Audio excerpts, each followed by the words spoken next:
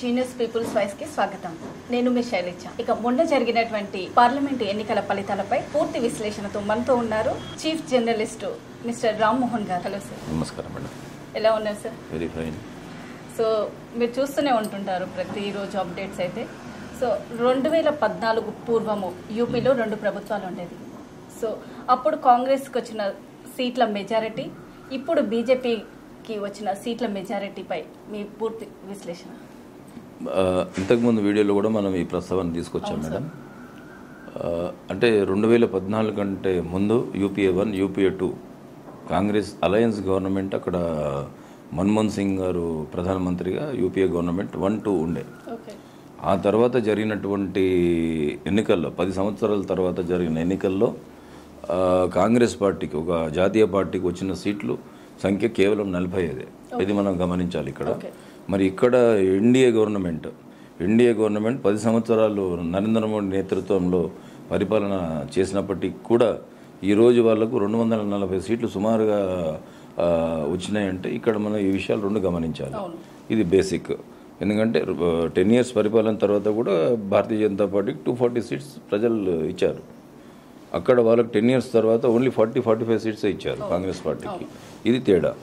మరి ఇప్పుడు అన్యూన్యంగా కాంగ్రెస్ రావడానికి కూడా మనం గత వీడియోలో చర్చించుకోవడం జరిగింది. Next madam. ఇక నెక్స్ట్ చూసినట్లయితే కనుక గ్యారంటీలపై మీ అభిప్రాయం?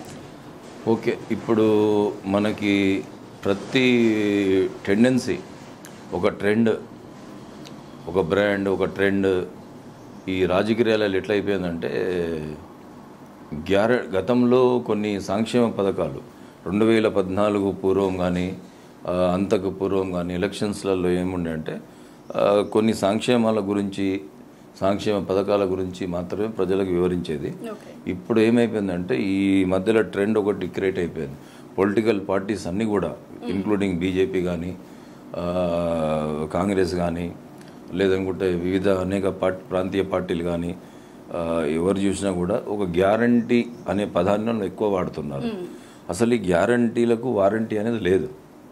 ఈ గ్యారంటీలకు వారంటీ అనేది లేదు. ఉదాహరణకి ఇప్పుడు కాంగ్రెస్ గవర్నమెంట్ పార్లమెంట్ ఎన్నికల నేపథ్యంలో రాహుల్ గాంధీ గారు ఏమన్నారు, ప్రతి మహిళకి, మేము అధికారంలోకి వస్తే ప్రతి మహిళకి ₹1,00,000 ప్రతి నెల 8,500 చొప్పున కటాకట్ అకౌంట్లో పడతాయని చెప్పారు. వాళ్ళు గ్యారంటీ కార్డులను కూడా ప్రింట్ చేశారు. కానీ ఇప్పుడు అక్కడ వీళ్ళు ప్రభుత్వంలోకి రానందువలన వాళ్ళు ఆ హామీని నెరవేర్చలేరు. ఒకటి. ఇక్కడ తెలంగాణలో హైదరాబాదులో మొన్న జరిగినటువంటి మున్సిపల్ ఎలక్షన్స్లో కూడా ఇదే బండి సంజయ్ గారి అధ్యక్షతన మేము అధికారంలోకి వస్తే, అంటే మేయర్ సీట్ మేము కైవసం చేసుకుంటే మేము ఈ రకంగా చేస్తాం, ఆ రకంగా చేస్తామని వాళ్ళు హామీలు ఇచ్చారు. వాళ్ళ అధికారంలోకి రాలేదు కాబట్టి వాళ్ళ హామీలను ఇటు ప్రజలు డిమాండ్ చేసేటట్లేదు, మరి వాళ్ళకు అడిగేటట్లేదు. ఒకటి. అంటే ఈ రకమైన సంస్కృతి ఇప్పుడు నరేంద్ర మోడీ గారు ఈ పార్లమెంట్ ఎన్నికల్లో కూడా నేనే మీకు గ్యారంటీ అన్నట్టుగా అన్నారు. మరి ఈ గ్యారంటీలది ప్రభావం ప్రజల మీద ఎంతవరకు పడుతుందంటే, ఈ గ్యారంటీల ప్రభావం అనేది క్షేత్రస్థాయిలో ఉన్న ప్రజలు, ఏదైతే మా అల్పదాయ వర్గాలు ఉంటారో, పేదవాళ్ళు ఉంటారో, వాళ్ళు ఒక విశ్వాసాన్ని కలిగిస్తుంది వాళ్ళకు. ఈ ప్రభుత్వం వస్తే మాకు ఈ ప్రయోజనాలు ఉంటాయేమో అని. కానీ ఇక్కడ ప్రభుత్వాలు చేస్తున్నది ఏంటి, సుప్రీంకోర్టు డైరెక్షన్స్ ఉన్నాయి ఆల్రెడీ. ఏమైనా ఉన్నాయి, ఈ గ్యారంటీలకు సంబంధించి మాకు ఎలక్షన్ కమిషన్ కూడా సుప్రీంకోర్టు అడగడం జరిగింది. మీరు ఎలా అనుమతిస్తున్నారు ఈ పథకాలకు, ఈ గ్యారంటీ హామీలకు, ఎవరు దీనికి చట్టబద్ధత ఉంటుంది? ఎందుకంటే రామ్దేవ్ కేసులో, పతాంజలి రామ్దేవ్ కేసులో మీరు తయారు చేస్తున్న దానికి గ్యారంటీ, వారంటీ, ఆ కేసు నేపథ్యంలో ఈ ప్రశ్న కూడా అక్కడ వేయడం జరిగింది. ఇక్కడ మనం చూసుకున్నట్టయితే గ్యారంటీ అనే ఈ సంస్కృతి సమాజంలో కానీ, ఈ రాజకీయ పార్టీల సంస్కృతి గ్యారంటీలకు ఏ రకమైన వారంటీ ఉండదు. వాళ్ళ అధికారంలోకి వస్తారన్న గ్యారంటీ ఏం లేదు. అధికారంలోకి వచ్చిన తర్వాత కూడా ఆ పథకాలు పూర్తిగా నెరవేరుస్తారన్న గ్యారంటీ కూడా ఉండదు.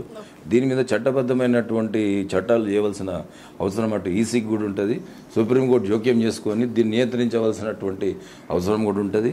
ఎందుకంటే దీని మీద అనేక నేషనల్ ఛానల్స్ అనేక ఉత్తరప్రదేశ్ లాంటి స్టేట్లో కానీ మిగతా స్టేట్లో కానీ ఇప్పుడు మీరు ఎట్లా ఏమనుకో గ్యారంటీ కార్డ్స్ కాంగ్రెస్ వాళ్ళు ఇచ్చినవి చూయించుకుంటూ అడగడం జరిగింది అక్కడ.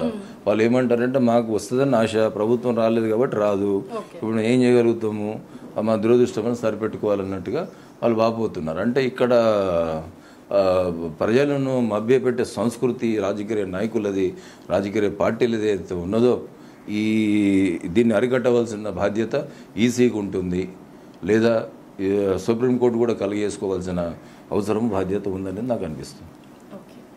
సో ఎలక్షన్ కోడ్ అయితే ముగిసింది.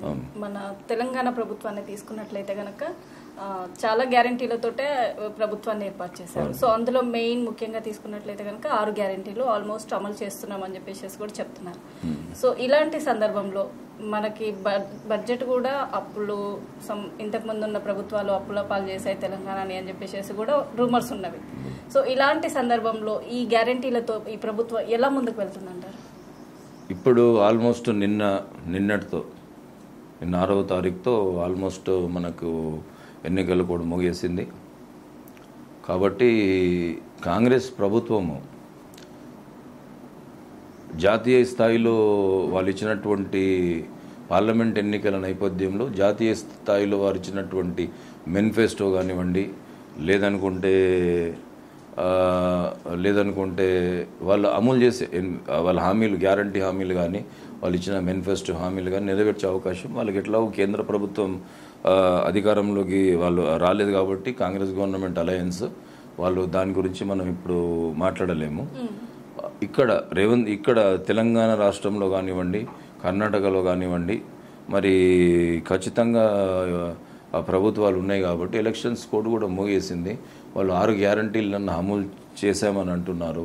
ఇంకా మేనిఫెస్టోలో వాళ్ళు చెప్పినట్టుగా ఉద్యోగ కల్పనతో పాటు అనేక సంక్షేమ పథకాలతో పాటు ఇటు మౌలిక సదుపాయాలపైన కూడా దృష్టి పెట్టి అనేక మీటింగ్స్ జరిగినాయి. ఇక్కడ చూసుకున్నట్టయితే ప్రస్తుతానికి ఇక్కడ భరోసా ప్రభుత్వం అయితే భరోసా పార్టీ టీఆర్ఎస్, బీఆర్ఎస్ ఈ పార్టీ ఏదైతే 10 ఏళ్ళు మనం ఇక్కడ పరిపాలించారో వాళ్ళు ఆర్థిక విధ్వంసం చేశారు. ఇక్కడ తెలంగాణ టోటల్గా ఆర్థిక విధ్వంసం చేసేసారు. కోలుకోవడానికి చాలా సమయం పట్టే అవకాశం ఉంటుంది.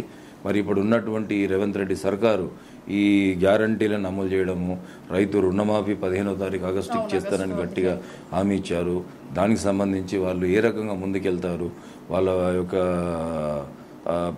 ఇక్కడ ఖజానా అయితే ఖాళీగా ఉన్నది. వచ్చే రాబడికి మొన్న వచ్చిన బడ్జెట్లో చూసుకున్నట్టయితే ఇప్పటికే చాలా డెఫిషియన్సీ ఉంది. మనకు తెలంగాణ బడ్జెట్లో కూడా చాలా డెఫిషియన్సీ ఉంది. కాబట్టి ఇప్పుడు పూర్తికాలం బడ్జెట్స్ ప్రవేశపెడతారు. ఇప్పుడు ఎన్నికలు అయిపోయినాయి కాబట్టి ఈ పూర్తికాలం బడ్జెట్లు కూడా కేంద్ర రాష్ట్ర ప్రభుత్వాలు కూడా పెడతాయి. కాబట్టి మరి ఇక్కడున్న ప్రభుత్వం వారు ఇచ్చినటువంటి గ్యారంటీలను ఎలా నెరవేరుస్తారు అనేది వేచి చూడవలసిన అవసరం ఉంటుంది. ఇన్ కేసు ఇక్కడ వాళ్ళు గ్యారంటీలు నెరవేర్చలేనప్పుడు ప్రజలు వాళ్లకు తగిన గుణపాఠం చెప్పక తప్పదు, చెప్తారు కూడా.